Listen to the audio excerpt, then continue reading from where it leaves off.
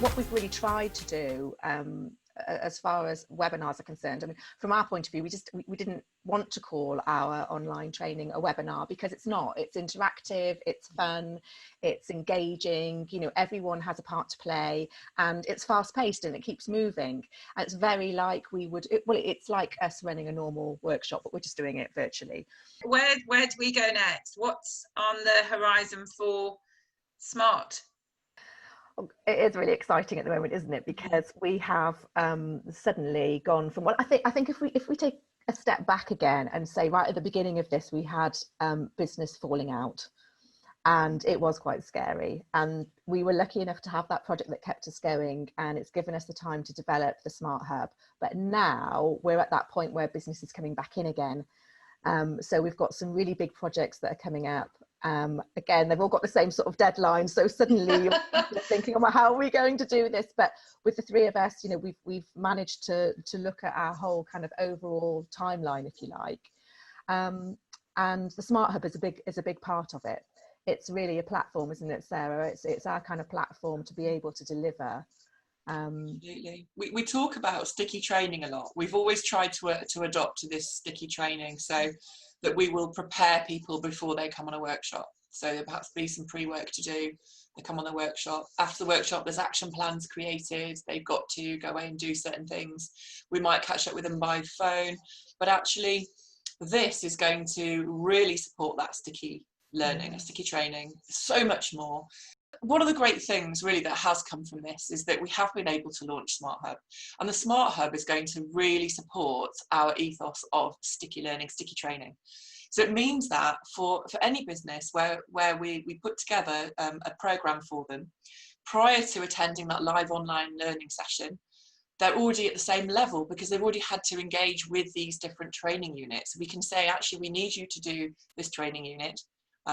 They'll perhaps have watched a video, they'll maybe have had to do a little bit of investigation in their business, answer some questions about it. Then they all come together, but they're all ready for the training because actually they've had to do that beforehand. Far easier for us to manage that. Yeah. And then also afterwards, so after they've attended, then it's far easier for us to continue that engagement. And the managers in the hotels who are incredibly busy, when we've tried really to do that in the past, it hasn't always necessarily worked because we're relying on somebody to try and find that person and to follow up with them.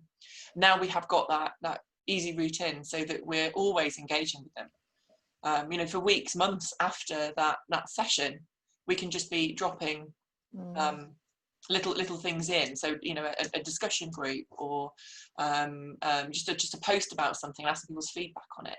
So it keeps that learning alive.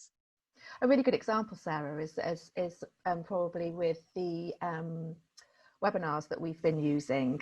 So basically what we've done is we've actually taken a webinar that is really, really relevant to the industry, very relevant to and aligns really well with the businesses that we're working with, and then to actually share it with the teams so that they can actually watch it, learn from it. But then we have a discussion group afterwards. So the whole kind of learning journey for them is an interactive video invitation to watch this webinar, setting the scene as to what the webinar is about and how it aligns.